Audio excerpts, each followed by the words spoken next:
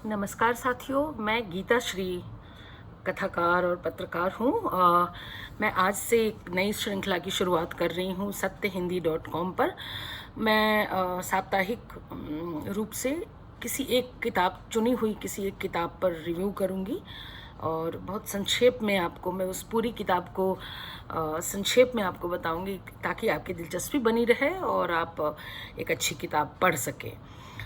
मेरे हाथ में इस सप्ताह के लिए एक किताब है, ये कहानी संग्रह है। मैं हर एक तरह की किताब लाऊंगी, कहानी संग्रह हो या कविता संग्रह हो, निबंध हो, हर एक विधा की कितने होगी, हिंदी साहित्य से जुड़ी हुई हर एक विधा की किताब होगी। अभी मेरे हाथ में है फेसबुक या लव कहानी संग्रह है।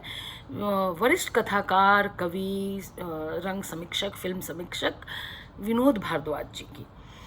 विनोद भारद्वाज जी कवि मूलतः कवि हैं और फिल्म के बहुत बड़े ज्ञाता हैं और उपन्यास उनके कई आ चुके हैं जो बहुत पॉपुलर हुए पिछले दिनों से। पक्कू और एक सेक्स रोगी का रोज नामचा और कहानी संग्रह भी उनके, ये दूसरा कहानी संग्रह है, इससे पहले भी एक संग्रह आ चुका है।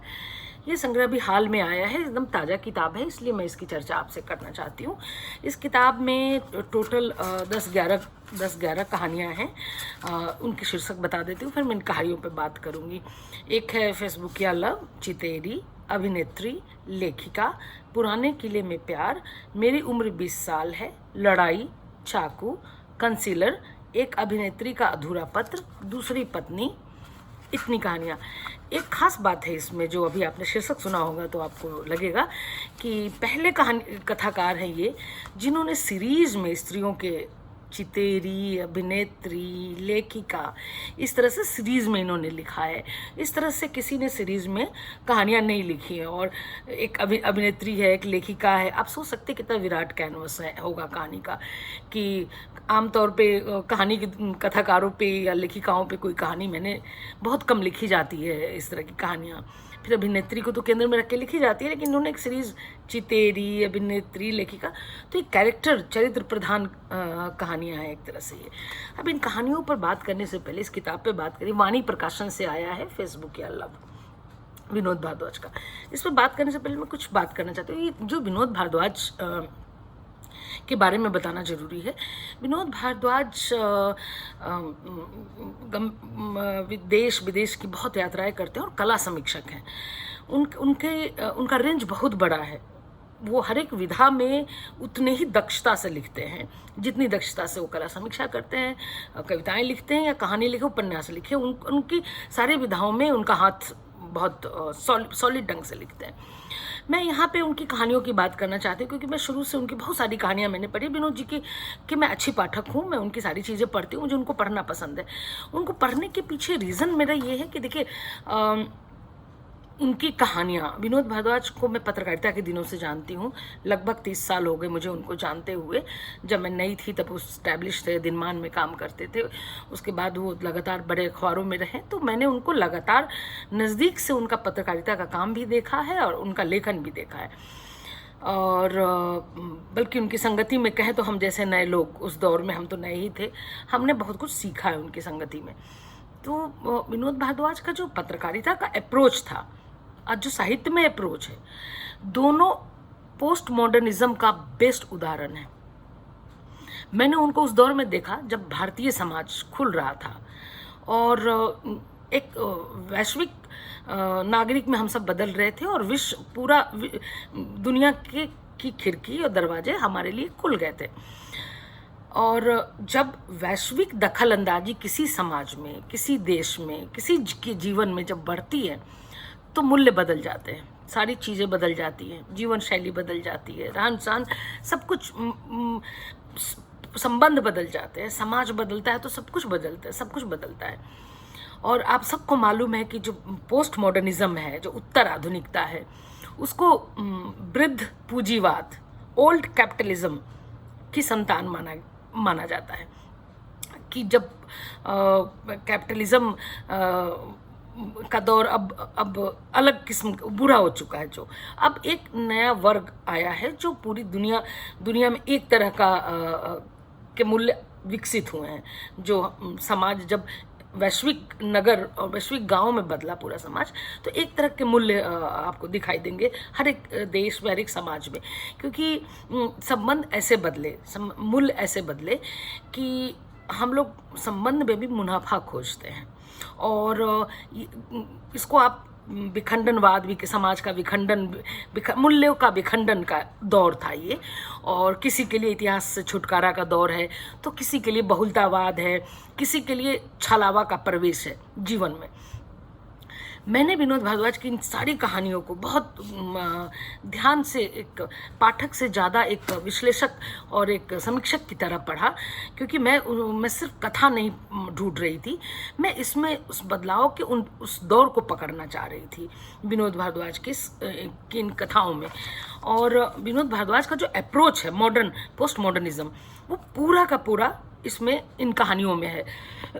बदलता हुआ पूरा दौर दिखेगा आपको, पूंजीवाद का जो नया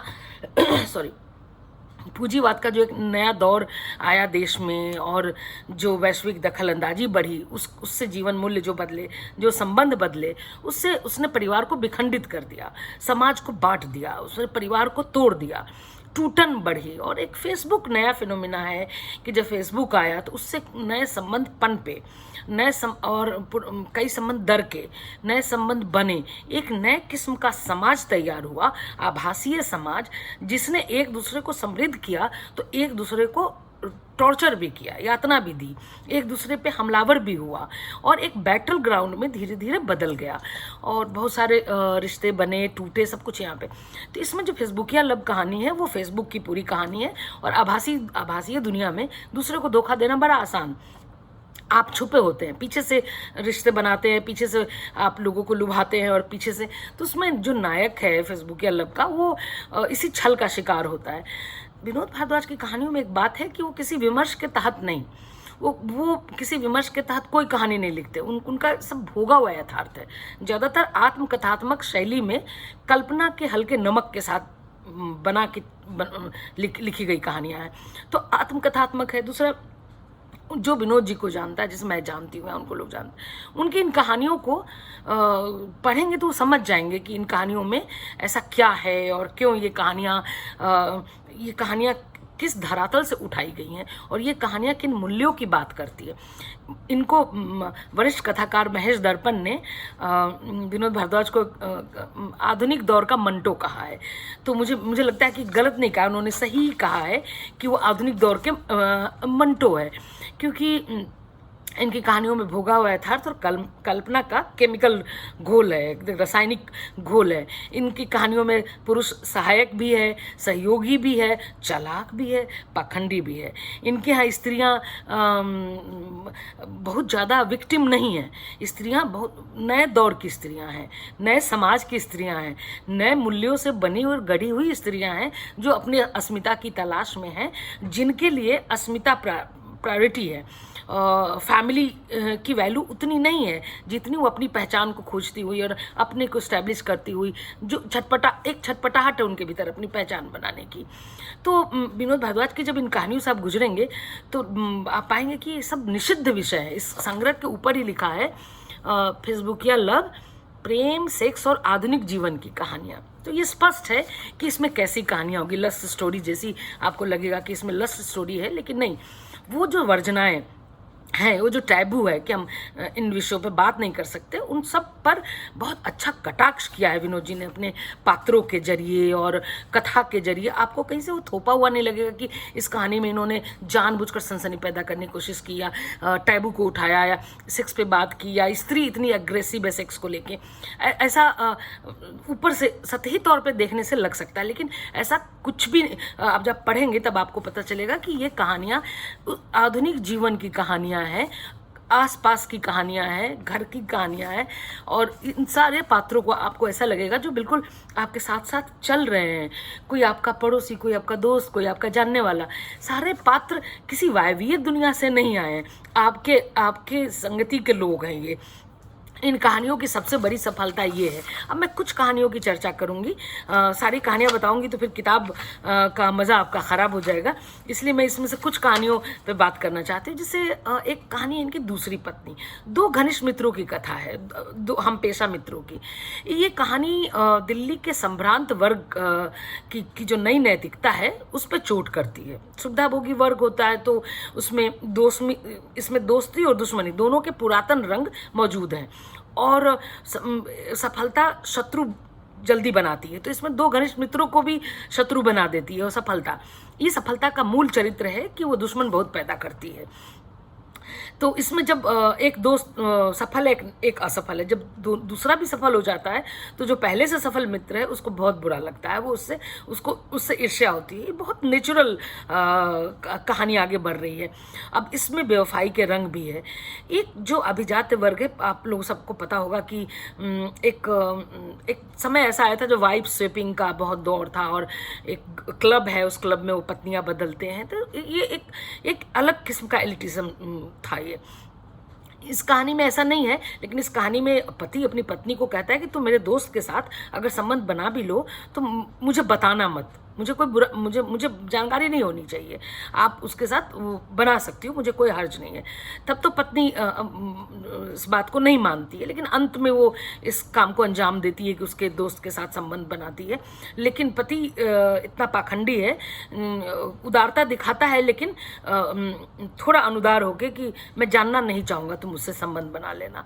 तो ये एक अभिजात एक एलिट, जो दिल्ली का जो एक एलिट वर्ग है उसकी का खुलासा, उसके मूल्यों का खुलासा करती है कहानी। एक दूसरी कहानी चितेरी कहानी एकदम अलग धरातल की कहानी है, और इस तरह की महिला चित्रकारों पे मैंने ऐसी बहुत कम कहानियाँ पढ़ी हैं कि छोटे कस्बे से बड़े शहरों में बड़े बड़े सपने लेके लड़कियां आती हैं, पुरुष आते हैं। इस कहानी में एक चित्रकार लड़का है, वो भी आता है। यहाँ पे पहले से एक चितेरी होती है, उसके साथ उसका संबंध बनता है, और दोनों का अभिजात, दोनों का क्लास टकराता है। एक जो गंवई है बिल्कुल, एक जो एलिट क्लास की है, दोनों एक कहानी दोनों की मानसिकता पे चोट करती है। ये नहीं कि कहानी अभिजात के पक्ष में खड़ी है या कहानी उस गंवार के पक्ष में खड़ी है। दोनों के बीच जो मूल्यों की टकराहट है, दो परिवेश का, मैं तो इसको दो सभ्यताओं की टकराहट कहती हूँ, कि जो दो भिन्न पृष्ठभूमि के लोग हैं। कहानी किसी के साथ कोई सहानुभूति नहीं जताती, क्योंकि कहानी वहाँ पे खड़ी हो जाती है जहाँ आपको फैसला करने देती है कि आप देखिए कि जो छोटे कस्बे का होता है वो अपनी कुंठाओं से बाहर नहीं निकल पाता, उसके अपने वो बंद होता है अपने भीतर, वो उसके बहुत सारी ग्रंथियाँ होती हैं, उनसे बाहर नहीं निकलता। एक एलिट वर्ग है, वो अपनी सुविधा अनुसार संबंधों का इस्तेमाल करता है। तो महानगरीय चरित्र और गंवई चरित्र जब टकराते हैं तो इस तरह की कहानियाँ पैदा होती हैं। एक कहानी है फेसबुक के अलग लव, जिसकी मैंने चर्चा की थी कि जिससे आभासी दुनिया में प्यार होता है और जब सच्चाई, इस तरह की कहानी बहुत पहले मैंने किसी की पढ़ी थी कि पत्र मित्रता होती है संपादक में और लेखिका में, और उनको जब लगता है कि एक दूसरे को जानते नहीं हैं, तो जब एक समय ऐसा आता है कि जब मिलने जाते हैं, तो जब स्टेशन पर उतरते हैं तो देखते हैं कि जिस लेखिका को वो खत लिखा करते थे वो तो एक बूढ़ी स्त्री होती है। तो कहानी वहीं ख़त्म हो जाती है। तो कुछ कथानक उससे मिलता है कि एक दूसरे को जानते नहीं हैं, लेकिन एक दूसरे के टच में आते हैं, और जब उनका भ्रम टूटता है। अभिनेत्री कहानी इस संग्रह की सबसे अच्छी कहानी है और लंबी कहानी है, और इसमें भी वही छोटे कस्बे की लड़की होती है जिसको अभिनेत्री बनना है, और बरेली का पूरा परिवेश है, और वहाँ पे उसको उस तरह का माहौल नहीं मिलता, तो वो सब कुछ छोड़ के अपने परिवार के मूल्य पे अपना करियर बनाती है। तो ये वो दौर था जब लड़कियां अपना करियर बनाने के लिए सब कुछ छोड़ने पर आमादा थीं, और उनका करियर बुलाता था। तो वो कस्बे से महानगर तक की यात्रा, फिर इसमें आके उस पूरे समाज को भूल जाना कि जिस जहाँ से वो निकलती हैं उसको सबसे पहले अपने दिमाग से निकाल के फेंक देती हैं और अपने करियर में डूब जाती हैं। तो वो अभिनेत्री कहानी एक महत्वाकांक्षी स्त्री के संघर्ष की और उसकी प्राप्ति की और उसके स्वार्थी होते जाने की कथा है। इसमें और सारी कहानियाँ हैं, लेकिन मैं आज सिर्फ इतनी ही कहानियाँ आपको बताना चाहती हूँ ताकि किताब के प्रति आपकी दिलचस्पी बनी रहे। हर कहानी में एक अच्छा, विनोद भारद्वाज अपनी कहानियों का अंत ऐसा करते हैं कि आप चौंक जाते हैं। आपको लगता है एकदम से छन्न से जैसे चीज़ें लगती हैं, जैसे वो सायास नहीं करते हैं, कहानी अपने आप जाके एकदम से मौन हो जाती है। उसके बाद आप सोचते रहते हैं, आपके मन में कहानी चलती रहती है कि ये, और उसके बाद ये कहानियाँ आपको सोचने का पूरा पूरा मौका देती हैं।